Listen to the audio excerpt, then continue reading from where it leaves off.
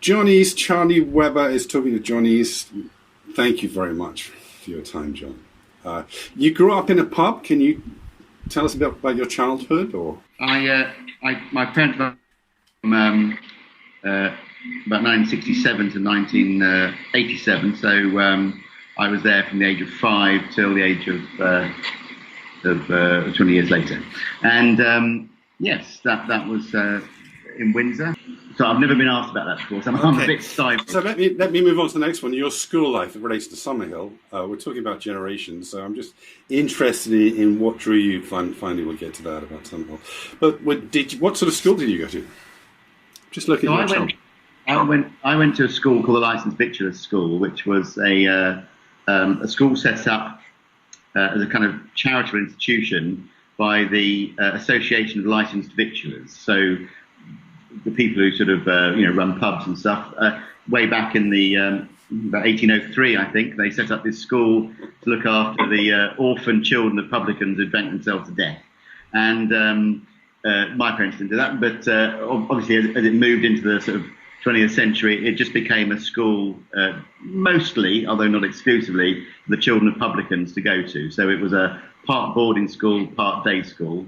It was in Slough and I lived in Windsor, so it was close enough for me to commute daily. And they're rather unusual. Yeah, so the various houses in the school were named after breweries. So you belonged to Guinness or Courage or what have you, depending upon where you've been allocated. Yeah, so it was rather unusual in that sense. Sounds like your next Charles Dickens Christmas special. These kids' stories. Okay. Yeah. Well, that's pretty colourful anyway, so I kind of like that. That's interesting. I had no idea. I'm sure people will be kind of interested in that. But was it like a grammar school or? No, it was a sort of comprehensive, really. Okay. It working class school. Well, it had a mixture of children from all sorts. I mean, you had children who. I mean, some children went there and paid fees. These were the children of people who didn't have, parents as publicans. So long ago, it's hard to remember. I think if your parents ran a pub, I don't think you paid. I think it was a charitable thing. It's quite different to Summerhill, though. It's quite strict. Oh, goodness gracious! Yeah, I mean, it was. We're talking about the sort of late '60s, early 1970s. It was fairly, authoritarian in its. Outlook towards children. Not something I would endorse particularly. Okay. All right. I was just poking around there for leads, how you got interested in Summerhill. So what were the first films you've made as a kid? I gather you were into Super 8, 16mm, is that right? You made some films? Yeah, that's right. My grandfather took me to see 2001: A Space Odyssey when I was about 7. That was 1969. And that made a big impression on me. I didn't quite know what I was experiencing, but I knew that it was impactful. I want to be part of it. So I started nagging my parents for a camera, and it took 2 or 3 years, but eventually they bought me a standard 8mm camera. And so I started working with that, making short films, and using my pocket money, etc., to sort of make them. And then eventually I applied to Art College, West Surrey College of Art and Design in Farnham, Surrey, to go and study, as a graduate student, filmmaking. Okay, so Space Odyssey was a big one, and I've any other directors you're really influenced by? Well, apart from Kubrick. Yeah, Kubrick was huge and remains so. And I suppose over the years, watched and enjoyed many directors. In terms of influenced, it's strange people who actually influence you. John Frankenheimer, strange enough, is kind of a big influence. I cite some films from him, such as The Train, 7 Days in May, The Manchurian Candidate. In terms of his visual approach, chimes in with my thoughts. Sidney Lumet, another one, very versatile filmmaker. So yeah. Okay, great. So your route to directing was through the art school in Surrey, was it? Yes. So I went to West Surrey College of Art and Design, and I got a sort of degree in filmmaking from there, film and television. And then I left there. I guess let's think when 84, 85, and then I sort of got some work as a storyboard artist, so I can draw quite well. And then started working in promos, some music promos, and did some editing and some stuff like that. And then eventually I got a job as a sort of trainee, sort of assistant film editor in the cutting rooms of the BBC.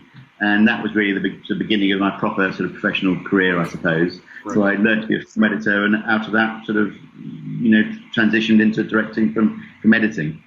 So you made this short, I Can Do It, It Can Be Done.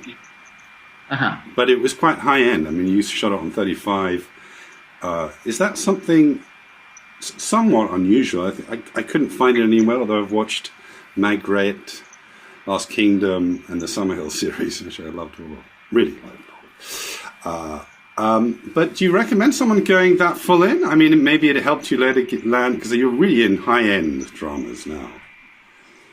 Almost exclusively. Well, the reason I made It Can Be Done was that I was, I think now, so I was working primarily in soaps, I think, and some EastEnders, and trying to get sort of that next sort of leap up the directing ladder into doing sort of slightly higher end TV.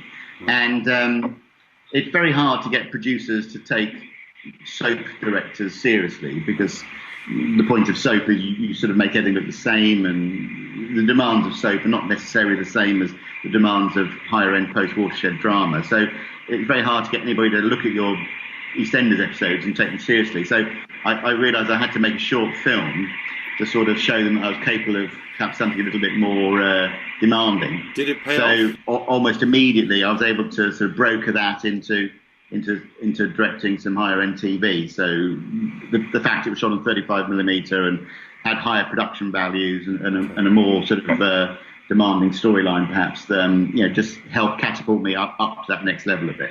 Okay. Okay. Is it important when you're developing a script like shorts and films to get input and feedback from people you respect or admire? Oh, from other people. Oh, I see what you're saying. Okay, yes, I understand.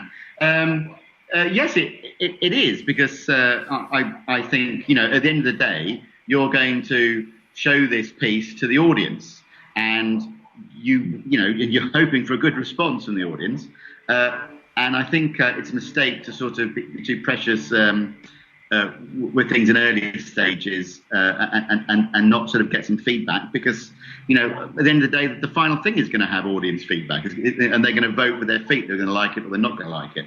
And they're going to have ideas about it. So I don't think there's any problem having feedback early on. I suppose the thing is you have to be discerning and confident in your judgment, so that you can kind of go, well, okay, here's a good point someone's made.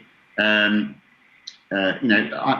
think this is valid. I think it affects the project in a way which is meaningful to me. I might take action on that. Okay. Or someone makes an equally valid point and goes, well, and you might think to yourself, that is a good point, but you know what? Either I don't think it's important to me, that aspect of what they're talking about, or you might say it's a well-reasoned point, but I don't agree with it, and then you put it to one side. But you have to have that confidence to be able to know which is which. Right, which is kind of what the director does. My question is just about having worked with agencies, and we can all be very precious about our, revisions and oversight. But you just made a very interesting point in this other interview I read about, that things can be, without other people's input, it often makes it better. They can get very indulgent or something. That was the point. Well, yes, I liked. I mean, it's sort of it's a possibility that you start to lose sight of whether you're communicating or not clearly, because if you can write something for yourself, and you may not know the assumptions that are built into the piece of writing that you've done, and you may not see them, because when you look at that bit of writing, you fill in those gaps yourself, you project into it what you want to see, what you hope's in there, etc. But when you give it to somebody else, they may say, well, I never got X out of that bit of writing. And you may say, I think it's painfully obvious, isn't it? And the other person will go, well, no, because I don't have the same context that you. So it's really more about the logic. How did you first become aware of Summerhill? Okay. So I became interested in Wilhelm Reich many years ago, about 1984, and I started reading around his life at great length. And obviously that way I came upon the fact that he was, had a lifelong friendship with A.S. Neil, who founded Summerhill. And so that took me into being interested in who A.S. Neil was and what Summerhill was. So then I started collecting his books and reading about what he'd done. And whilst I was preparing my short film about Wilhelm Reich, I sent out various sort of feelers out into the world to try and meet sort of people who knew him or had significant knowledge of him. And somebody responded to me from Summerhill School. I'm trying to remember how I think I just emailed and wrote to all sorts of people.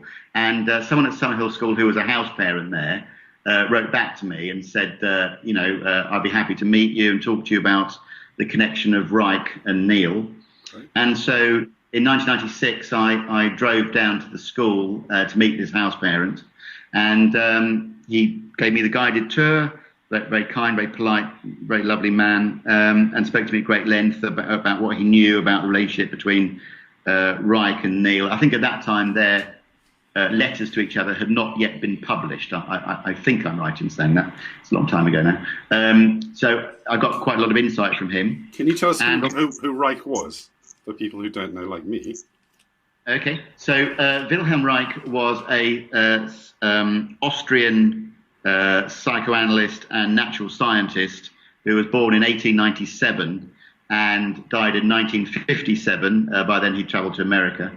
And he was one of sort of Freud's inner circle, as it were, at a very young age, at the age of about following World War I. He came back to study in Vienna and became interested in medicine, and then became interested in psychoanalysis, and met Freud and became part of Freud's inner circle. And he was really the grandfather, if you want to call it that, of what we would now call body-oriented psychotherapy. So he moved psychoanalysis onto the physical realm more, and his writings were disseminated throughout Europe, and they came to the attention of A.S. Neil and galvanized him. And Neil wrote to Reich and asked if he could become his patient. And so Neil would go for therapy, travel across to the continent and spend some days with Reich, and then come back to the UK and work, and then he'd travel back again when he could. So and they formed a kind of lifelong friendship. Okay, great. So one of those strange relationships, like between Freud and Jung, and also there's a woman psychologist who's very interesting. I forget her name. Do you use, and let me just go through the list because we don't have that much time, so I don't want to get too off it. But I have this question later as to whether you use, psychology in directing or making people comfortable and these sort of things. Is it true, another quick question, is it true you refuse to take the job as the head of CBBC unless they let you do the Summerhill drama series? Well, that sounds like I had a gun to somebody's head, and it wasn't really like that. But I was asked what I would like to make if I took the job of head of drama there, and I cited Summerhill as something that I wanted to do, and something I believed in very strongly. And I was trying to define what I thought children's drama should be aiming at, really, and what service it should be providing to the public. I mean, the BBC is what's called a public service broadcaster. I wanted to define for myself, if I was going to take this job on of running CBBC drama, what the service really was. How were we going to serve the public in the most simple way? And I felt the best thing that we could do would be to produce drama which was, in some ways, nourishing to children's emotional intelligence. And I couldn't think of any better subject to start with than Summerhill, really, in terms of talking about an institution which puts that quality as one of the foundations of what it's trying to do with children. In terms of what it's trying to do in terms of passing exams and test results. It valued the sort of development of the child emotionally and psychologically as more important, and and to me that was a good thing to start off and make a drama about. What year was that? Had the Summerhill court case already happened, and you knew all about that? Oh yes, this was the Summerhill court case was 1999, I believe, and I started making that program in earnest around about 2000 and we started researching it about 2005, 2006. Then we shot it 2007, and it's broadcast early 2008, I think. Okay, so quite close to the whole thing. Tell us a little bit about that. Did you probably must have, because, you know, I related very much to a lot of the stories. I don't want to interject too much, but I thought it was really good. I think it probably wasn't all literal stories, though. You sort of, the writer and you or the writer made research. Tell us about the research process. You just talked to a lot of, interviewed a lot of kids? Yeah, we spent a lot of time at the school, meeting children, talking to the children there, pupils. The writer herself went there and lived there for several weeks, just kind of really immerse herself in the atmosphere. There were certain aspects of the school, which obviously I read all of Neil's writing, and there were certain aspects that I sort of highlighted. I want to talk about this. I want to talk about this. I want to talk about this. So we focused our attentions on those, and we gathered a lot of stories from Zoe Redhead, the principal, and other people who had attended the school. How long was the whole process of writing and research? I think, well, it's been a year and a half, I think, really. But I mean, that's the formal sort of process. I mean, the thing is, as I say, I'd learnt about the school, some 10 years before, and so I'd obviously been acquiring informally knowledge about it over that entire decade. Right. But the formal process of making the television series took about 18 months. Yeah. Okay, great. How much time do you have left, Jon? Well, we can talk another sort of 20 minutes or so. Okay, fantastic. Just getting a sort of handle. Thank you again. The actors were, I mean, there was a mix. I could tell the Summerhill kids, but there were some brilliant actors. Maddie was a little gem, but the school kind of Betty kids were great. The kind of working class lad was great. There was a bit of Kez in that sort of. Tell us about what some of the actors have done and gone on to. And also the mix of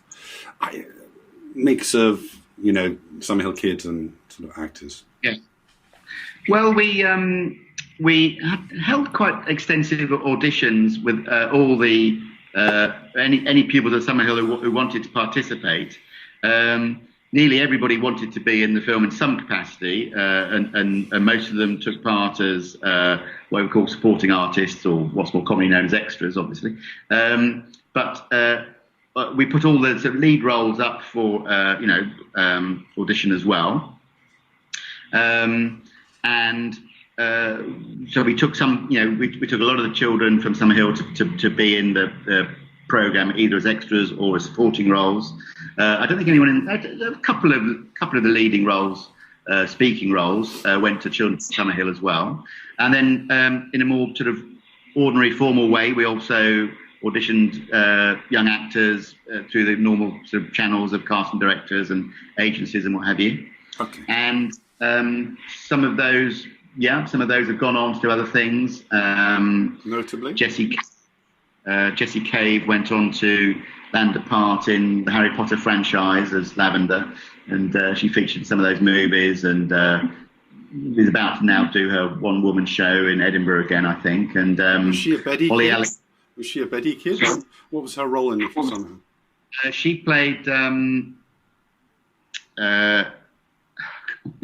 senior kid, like a Betty kid. The name of the character slipped my mind. Okay, I'll research it. Don't worry.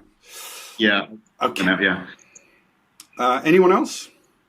Yeah, Ollie Alexander played Ned in the film, and he's had a very interesting career subsequently, moving into sort of music production and what have you. And you can Google him. He's doing lots of work, and the adult actors obviously had ongoing careers. Annette Badland's been very successful in EastEnders, and it's a good range of people. I'm going to ask you a little bit about the psychology. I think you studied psychoanalysis, psychodynamics, body psychotherapeutic principles. Now, I'm just going to add something else. The question is, basically, the question is about archetypes. Maybe too abstract, it may not be. I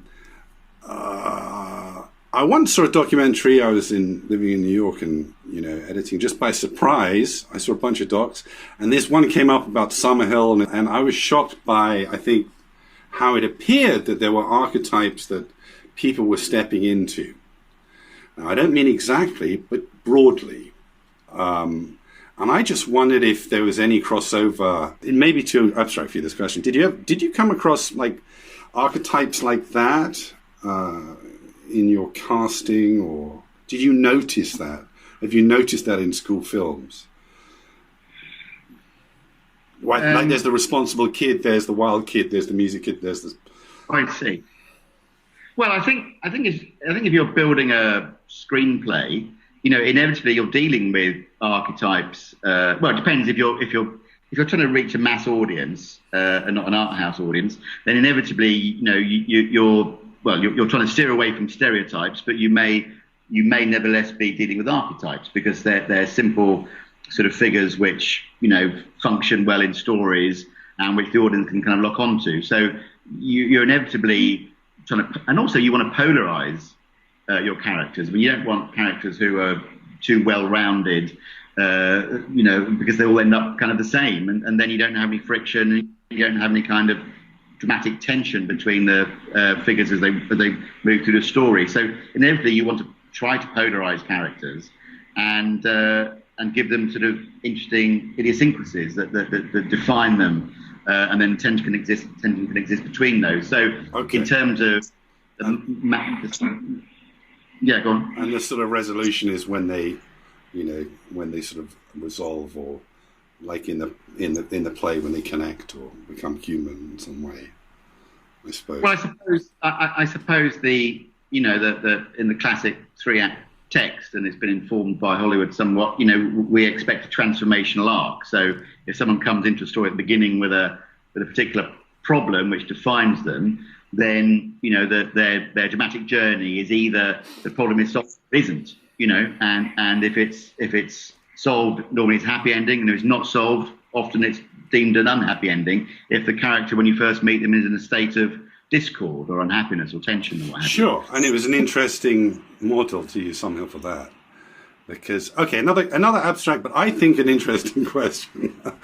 Do you find, because we always hear this thing about being on set, it's like a family, and, he's such a lovely director, and this, that analogy. But I was very interested reading some of what you said. Did you ever find that there was a correlation between, someone once said to you, I don't know, treat actors like kids? There's is there a parallel between actually the way that Summerhill treats people, kids, and encourages them to come out of themselves, and the way that ideally on the set, you say you take a lot of the stresses on yourself, that you treat your actors? Was there a parallel? Was that why you were interested in it at all? Oh, that's an interesting observation. Well, I think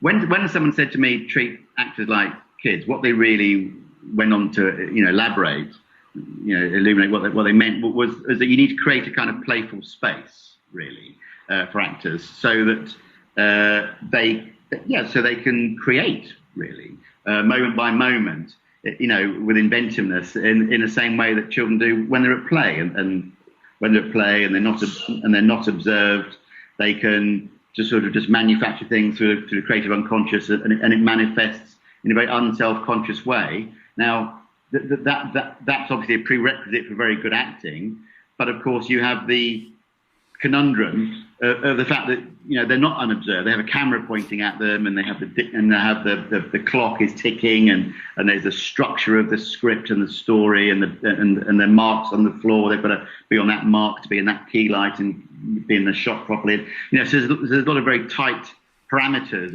around actors when they're working. So in some ways, as a director, you have to mitigate against that. You can't wipe it away. You can't make it magically disappear, but you have to kind of create within that the sense of a safe space in which they can still be playful. Okay. In that sense, your parallel about the way the school functions, is quite a good one, really. I think, the thing about Summerhill is there's sort of, classically, I think Neil said, freedom, not license. So there's freedom to do what you need to do what you want to do, be who you want to be, create in the way you want to create. But it's not an unbounded freedom, because you have to take into account the needs of others who also want that ability. So there are rules, etc. In that sense, navigating your way through a film script is similar. The rules are the bounds of the script. This character comes into this scene knowing and thinking and doing this, and they leave this scene knowing, thinking, doing that. And they've had a journey through that scene in the same way they've had a journey through the whole narrative. So that boundary is not going to go away, but within that, you can create a freedom, if not a license, to be creative. Okay, I think you have to go soon. I sense that maybe you need to go. Is that true? We've got about 5 minutes, I think. Okay, so let's hear about. I'm a huge fan of Lost Kingdom. I think you're a slightly classical director. It relates to Magritte. Also, the questions are when you're working on those series. Are they your DPs? Do they switch? How do you take the look? Okay. So Last Kingdom is, there's 3 series of this, each with about 8 or so episodes, and I've only done 4 of them. So there's lots of directors who contribute to Last Kingdom. I did 2 episodes in series 2, and I've just finished doing another 2 episodes in series 3. Did you enjoy it? Oh God, immensely, yes. I mean, when you're a director on a show which is already up, Summerhill was something I, basically birthed from the beginning. I was sort of the progenitor of it, as it were. It was something I sort of forced into being. But Last Kingdom is clearly somebody else's babies. They've sort of worked and developed that for many years before I came along. So as a sort of, effectively a working director, you find yourself hired onto, numerous shows that you weren't necessarily a part of their conception. But I think, you try to work on shows with which you have some sort of emotional, psychological resonance. That's something, you sort of connect to the characters, you connect to the storylines, you connect to the world in some way. It's meaningful to you. You may not necessarily know exactly why that is, because, we're often drawn to things we don't necessarily know why, but they seem to have meaning for us. Mm. And then, it's a case of, being part of a much larger machine, which is, creating these episodes on schedule, on time, on budget, etc. And you work with the best of your professional ability to do that. But at the same time, so what I'm talking about is exercise of craft. But at the same time, you have an opportunity, if the show does resonate with you, to maybe find a little bit of your art in there as well. Brings elements of yourself to it, and good producers, good executive producers, understand that they'll get the most out of a director for hire if they can find some way to let them, kind of open their psyche and their heart to the material, because that way you sort of get a deeper engagement and commitment, from the director. Got it. So it's almost like an actor or a musician or a voiceover person as well. You got to. It's an art. There's this. Got to let the director direct, as it were. Okay. Yes, and it's a kind of a deal that the director and the producer have. The director has a deal to deliver the show that the producer wants, and the producer sort of has a kind of deal to sort of, be interested in the creative input and work of the director. So it's a deal, really, and you work hand in hand to get to the final product. Yeah. And Hungary's a big place for people to shoot? No? It's an incredibly popular place for international television and film production. At any one moment, there are just dozens of shows here, films being made here. Blade Runner 2049 was shot here. All sorts of big American TV shows like The Terror are filmed here. It's a very, very popular place for production. Well, look, I'm going to say thank you. I wish I could talk to you more, but you know what? I think it was great for you to give us this time. So thank you so much. That's okay. That's cool. Thanks a lot, Jon.